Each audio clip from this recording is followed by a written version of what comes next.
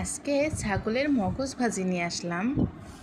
আসসালামু আলাইকুম ভিউয়ার্স, সবাই কেমন আছো? আলহামদুলিল্লাহ, আমি ভালো আছি।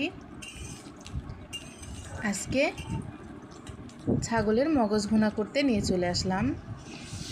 আমি মশলাগুলো খুব সুন্দর করে আগে কষিয়ে নেব। আমি এখানে তেজপাতা আস্ত দিয়েছি আর গরম মশলাগুলো বেটে দিয়েছি।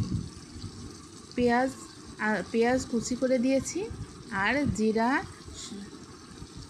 রসুন, আদা এগুলো বেটে দিয়েছি। আর এখন আমি লবণ আর হলুদ আর গুঁড়ামরিচ দিয়ে দিলাম। এবার মশলাগুলো ভালো করে কষিয়ে নেব।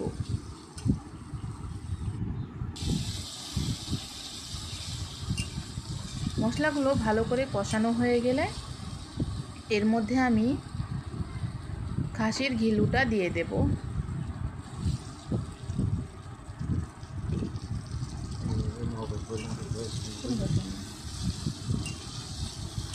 এটা একটু সাবধানে নাড়াচাড়া করতে হবে। একটু সিদ্ধ হয়ে গেলে তারপর নাড়াচাড়া করলে আর সমস্যা নেই।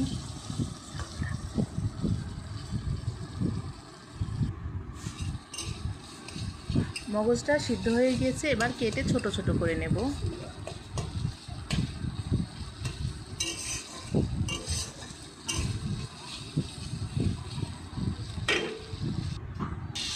এবার আমি কুচি করে রাখা আলুগুলো ঘিনুর সাথে মিশিয়ে নেব।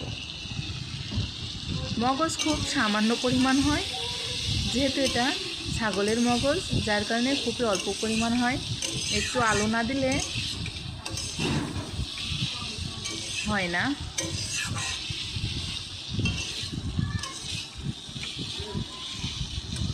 আলুর সাথে ঘিলুটা মগজটা ভালোভাবে মিশিয়ে ভাজা ভাজা করে নেব আলুটা সিদ্ধ হওয়া পর্যন্ত।